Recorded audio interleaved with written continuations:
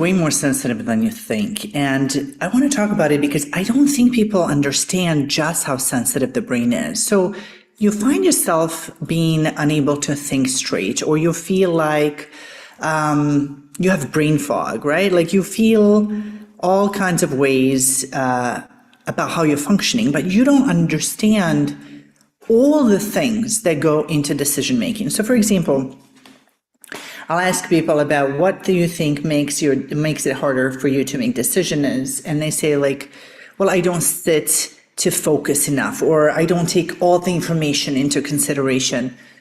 Yeah, all of that could be true, but there are so many other things that affect the brain, your brain works, that affect the way your brain works, that are so important and so overseen.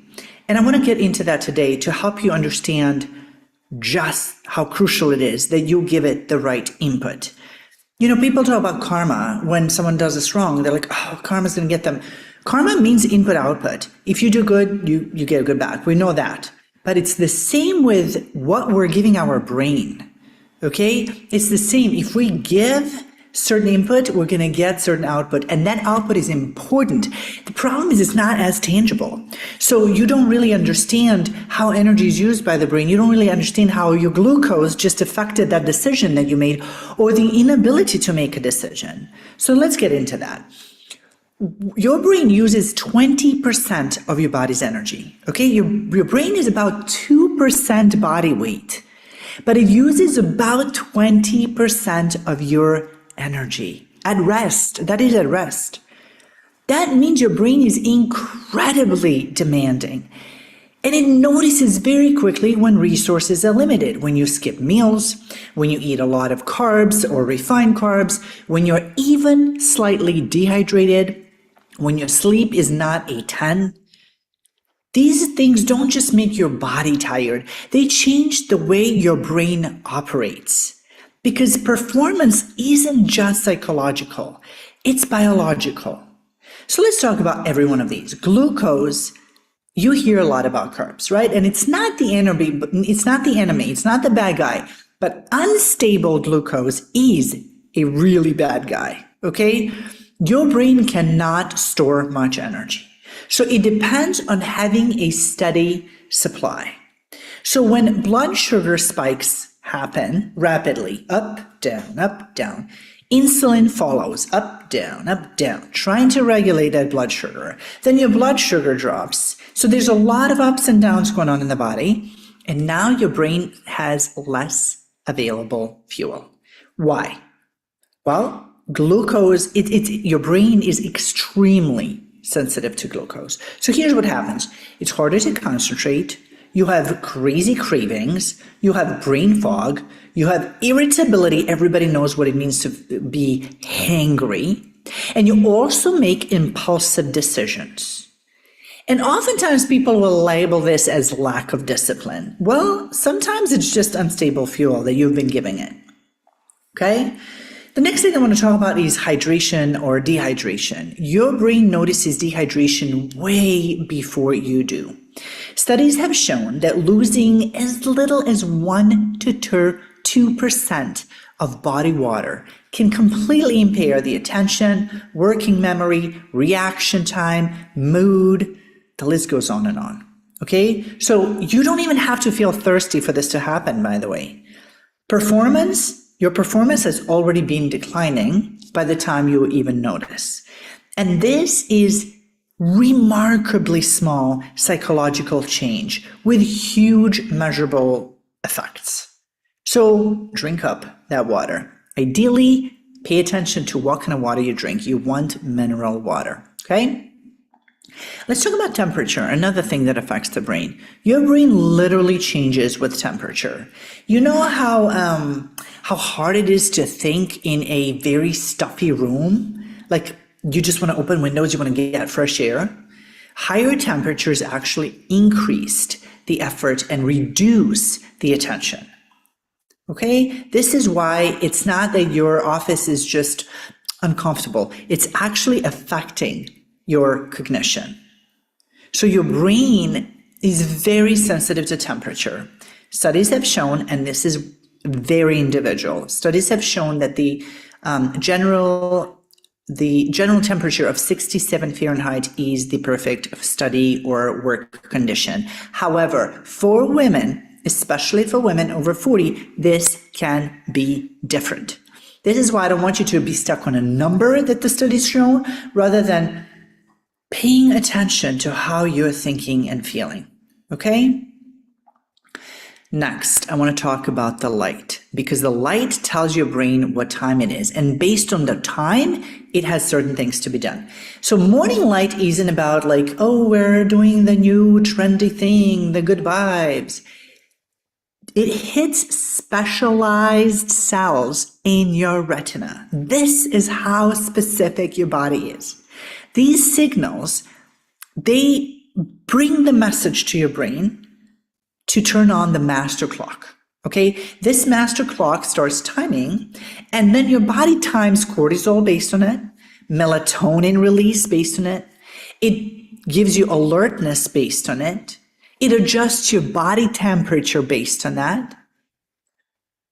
It's insane how much light affects this. Now, you want to do normal, regular sunlight in the morning. You don't ever want to look in the sun. I'm going to say this always, should be common sense, but whatever. You always want to get out in the sun so that your eyes get this message to the brain without looking directly in the sun.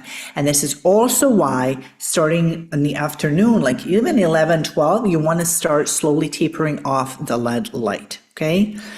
10 minutes outside in the morning can change how your brain functions 12 hours later, provided you're not messing with glucose and all the other stuff, okay?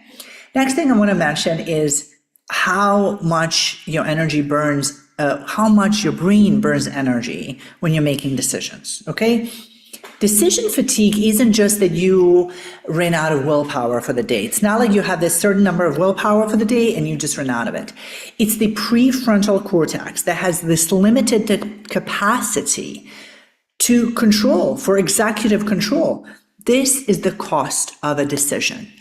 Every decision charges. Every decision comes with a bill. This is why routines matter. I hear people say this all the time. I'm just a routine. I'm a habit. I'm a, what is the term? Creature of habit. We all are. We're supposed to be. Not because we want boring stuff, because boring is easier. It's because this is the way you protect your best asset, the one that matters the most. Get into routines, make things non-negotiable. If you said you're going to work out, Don't think about it. Don't think about your outfit. Don't think about what time it is. Just go and work out.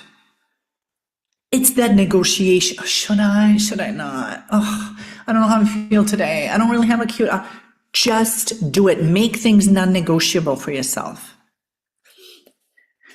Yes, I'm a little passionate about this. Next thing I'm going to talk about is noise. Noise literally changes your brain. Even background conversations can reduce your working memory. This is why you want to be very careful if you're listening to music, to what kind of music you're listening to. If you have anything in the background, including music with words, your brain is actively trying to decode what's happening, what they're talking about, decoding the language. It can't completely ignore it. This is why people think better in silence. Okay, it's predictable. It's got no words. You can have a melody if that works, but I find that even when it's a repetitive melody, the brain will start following that. Okay? Next thing is clutter. Okay? Clutter competes for attention. Your visual cortex keeps processing things around you at all times. Every object that's visible to you is another piece of information. But I'm not really focused on it. Doesn't matter. Your subconscious is constantly picking up information. So you may not consciously notice it. You're not noticing your wrists right now, but your brain is taking everything into an account. Your brain notices everything. So the more visual clutter you have, the more competition you're making for attention. And that affects it as well. The next one is a big one, and that's sleep deprivation. It makes your brain your emotional part of your brain louder. I want you to think of, for simplicity of things, of your brain as the reptilian part of the brain, the oldest part of the brain, the reactive one. Then we have the emotional part of the brain, and then the logical part of the brain. And we all know how moved we are by emotions. Unless something startles you when you react before you even knew what was going on, which is the reptilian part of your brain, your emotional brain can be getting louder when you're sleep deprived. How? Well, after poor sleep, and this can even take one night. I'm not even talking about what happens in days, weeks, months, years of your sleep not being at a 10. After poor sleep, your amygdala becomes more reactive. That's the connection between amygdala and your prefrontal cortex actually weakens. So the part that's responsible for planning and emotional regulation has less to say, has less influence. So it's not that you're just tired and it's not that big of a deal and you're going to push through. Your brain is literally operating differently. And when you are thinking from emotions, when you're making emotional decisions, you're not making intelligent decisions. When your emotions go up, your intelligence goes down. So I think that we as humans need to talk more about just how sensitive our brain is, because it's overly underestimated. You're expecting yourself to perform at your best, to make the best decisions, to make the best use of your time, but you have to fuel it. You have to fuel your brain. You have to sleep. You have to hydrate. You have to use light from your environment. You have to structure your day in such a way to give your brain everything it needs to make you function properly. I don't want you to think of your brain separate as your body. Your body speaks a lot, but your brain is the most important organ that you have. It responds to your environment and it creates decisions for you or not. Sometimes you just can't make a decision. Well, you either not make a decision or you're going to make the wrong decision. Why? Why not care enough about your performance to do all these things right? And nobody's talking about perfection. It's not going to be perfect every single day. But if your performance is not where it's supposed to be, I want you to start by asking, not what's wrong with me, what's wrong with my mindset. I want you to ask, what conditions has my brain been trying to perform under? Have I been really upping my standards? Because I want my brain to function here at a 10, but I'm giving it the input of a 1. Where's your standards? Even if your standards are at a 6, that means you're operating at 60%. That's not what you're here for. Optimize your brain, and it will optimize how you make decisions. And when you make the right decisions, it leads to a completely different life. No more sitting in front of the computer and wondering where the time has gone. No more jumping from one tab to another. No more getting distracted on socials.